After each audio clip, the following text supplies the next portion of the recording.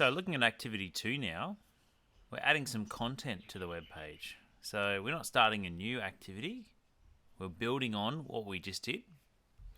So underneath your existing code, so don't delete anything that you've got so far, we're going to add some text.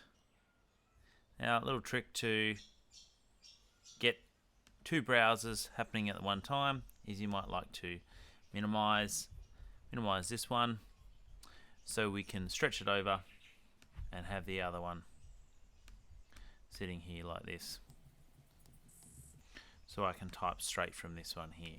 Okay, that's just a manual way. There is a shortcut way to actually do that, but it's different on what device you're using. So I'll just sort of show you the manual way. Okay, so the text I need to be typing in here is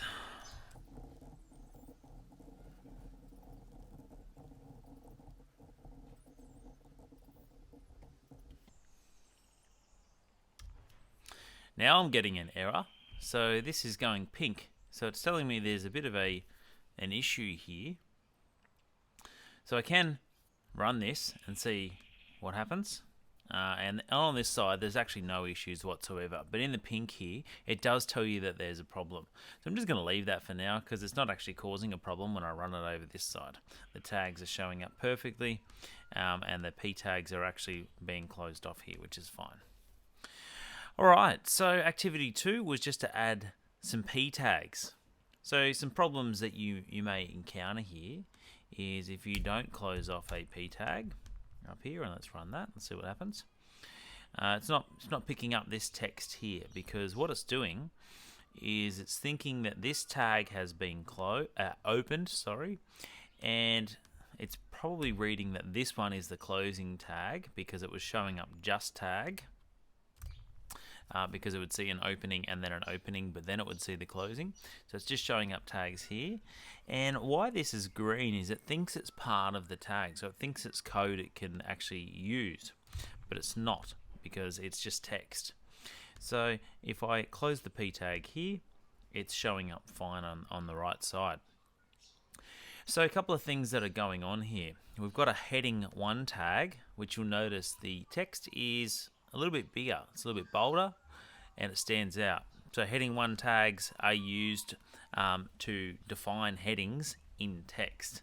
So if I was go to copy and paste this down here and we ran that again, you'll notice that it looks like a heading.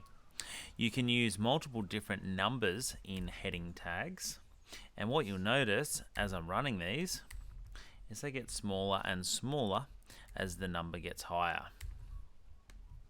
Okay. Something else that's going on is the p tag. So that stands for a paragraph. And a paragraph will be separated. If I was just to copy this one here, like this. So there's a break in between. So there's a break line and there's a little bit of a gap in between each one. So if I was to take out these paragraph tags now, just to show you what that looks like. Take out that one and take out this one. So we've got this paragraph tag starting here and closing here. So it's all grouped together. So a paragraph tag breaks the end of the line, but it also spaces in between for the next paragraph. So a manual way to break, if you've got all this one big chunk of paragraph and you just want it to end the line, we can put in a BR tag here and we'll see what that does. So it ends the line over here and it shoots it down to the bottom. But it does not, like the paragraph tag does, it doesn't put a gap in between. So we'll just close off this paragraph tag and we'll put this one in a new paragraph tag to show the difference.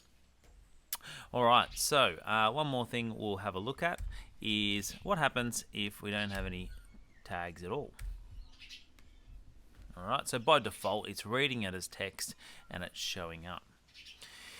A couple of other errors that might occur is you might think that if you put a paragraph tag there and you put an end paragraph tag there, so it's all in one paragraph, it's all nice and neat, looks good, and you come through and you go, I want a new line there and a space. I've just pressed the enter key twice.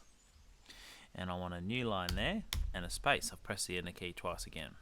If I run that, it won't look any different whatsoever. So the code's running through this, and it does not pick up here. It doesn't pick up those enters. So that's where that BR comes in, break. If I want a break to show up on my web page, I need to tell it that it needs a break. And I can do this multiple times. So I can copy and paste this if I wanted to, a couple of times, and we'll just see what that does. Alright, it breaks the line again. Alright, so let's reflect on the task. I had to add in the paragraph, which I have done.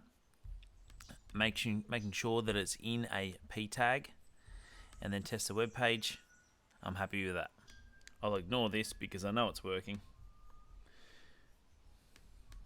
and I'll export it down the bottom.